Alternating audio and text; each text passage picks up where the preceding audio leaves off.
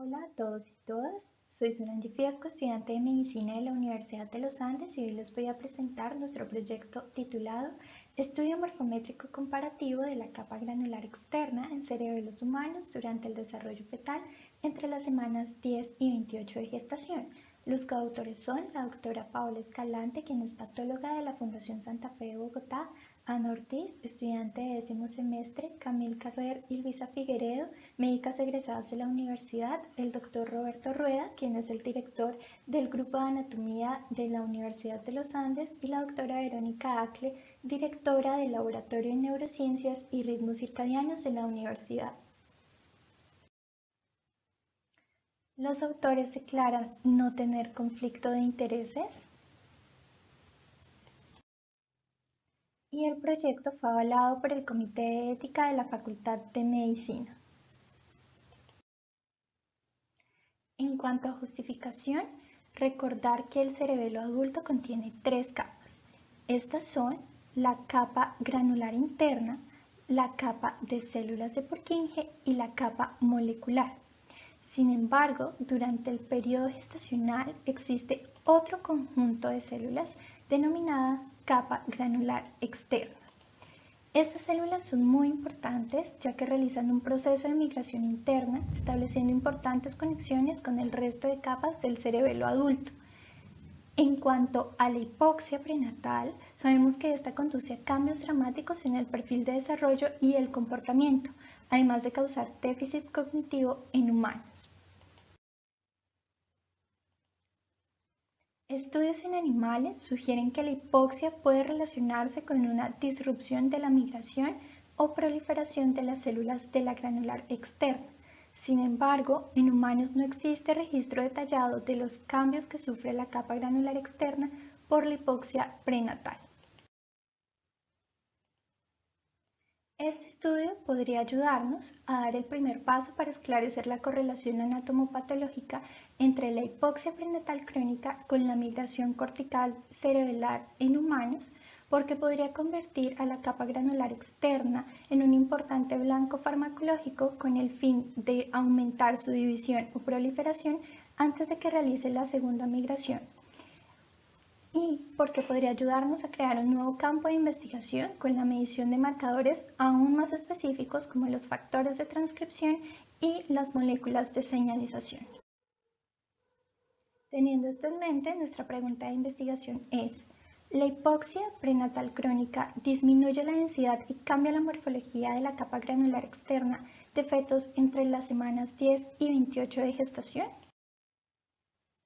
Y nuestro objetivo general es describir mediante cortes histológicos las principales características morfométricas de la capa granular externa en cerebelos humanos con y sin exposición a hipoxia entre las semanas 10 y 28 de gestación.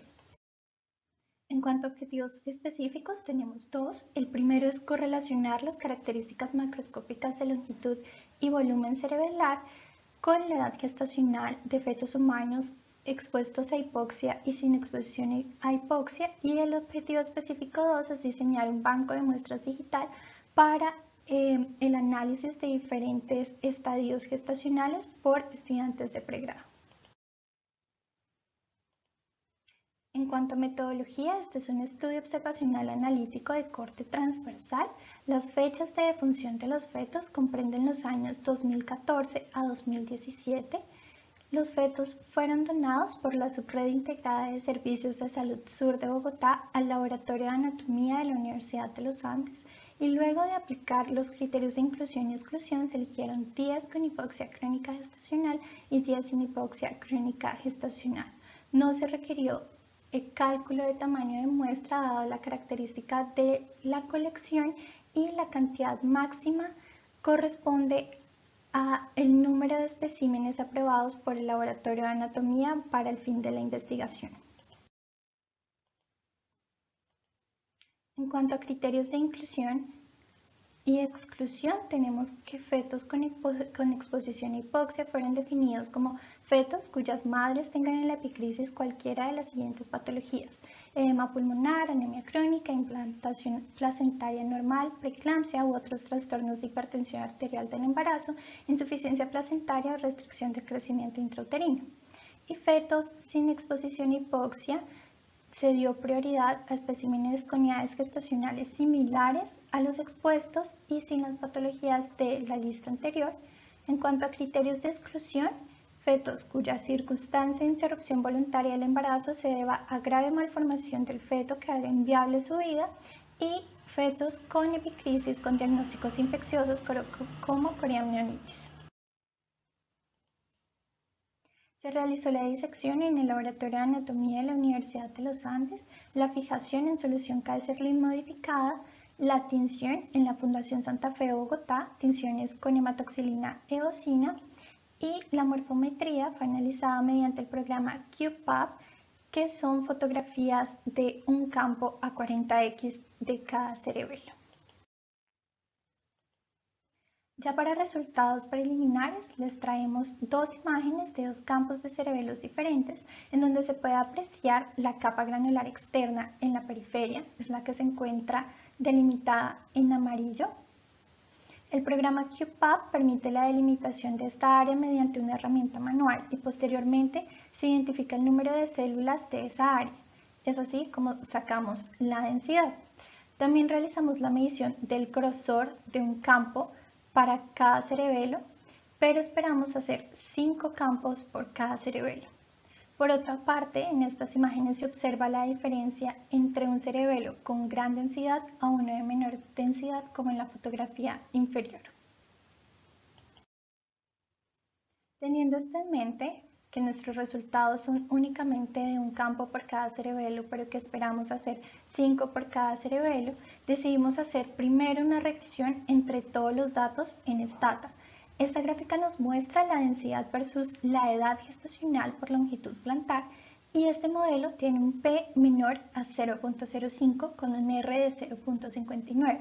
Es decir, la edad gestacional y la densidad tienen una buena correlación en el conjunto total de datos. Pero, ¿qué pasa cuando miramos los datos por separado? Bueno, en esta gráfica se nos muestra las dos regresiones lineales. En rojo se encuentra la regresión para fetos con hipoxia y en verde la regresión para fetos sin hipoxia. Para el modelo sin hipoxia, la correlación sigue siendo buena, con un P de 0.023 y un R de 0.75. Sin embargo, para expuestos a hipoxia, el P es de 0.0531 y el R es de 0.39, lo que nos muestra una diferencia entre ambos grupos. Después realizamos una comparación de los coeficientes de regresión de ambos grupos, mostrando un P mucho mayor a 0.05. Y en cuanto a la longitud, es decir, el grosor, como lo muestran estas dos gráficas, la dispersión de los puntos es tan grande que tanto para el modelo de hipóxicos como en el modelo de no hipóxicos no se describe una buena correlación con la edad. Esto contrarresta con los resultados de estudios animales, donde sí se comprobó un aumento del espesor en animales con hipoxia. Ya para conclusiones, podemos decir que existe una correlación entre la densidad de la capa granular externa y la edad gestacional estimada por longitud plantar. Sin embargo, esta correlación no es significativa en los cerebelos expuestos a hipoxia, lo que sugiere que hay una afectación de la migración de esta capa, lo que podría explicar los datos.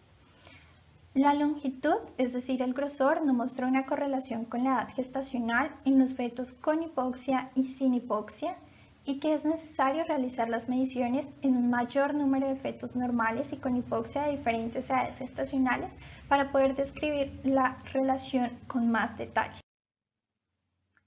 En cuanto a limitaciones, podemos decir que estos especímenes no son una muestra representativa de la población colombiana, lo que compromete la validez externa, que el diagnóstico de la hipoxia se hace de forma indirecta, pues es imposible saber el grado de exposición a hipoxia de los fetos. El peso de la evidencia también es limitado por el tamaño de muestra pequeña y que pueden existir factores de confusión como la desintegración de la capa por retrasos en el proceso de fijación u otras patologías no descritas en la historia clínica materna. Por último, agradecer al Laboratorio de Anatomía de la Universidad de los Andes, a todos los miembros del Laboratorio de Neurociencias y Ritmos Circadianos y al Departamento de Patología de la Fundación Santa Fe de Bogotá. Estas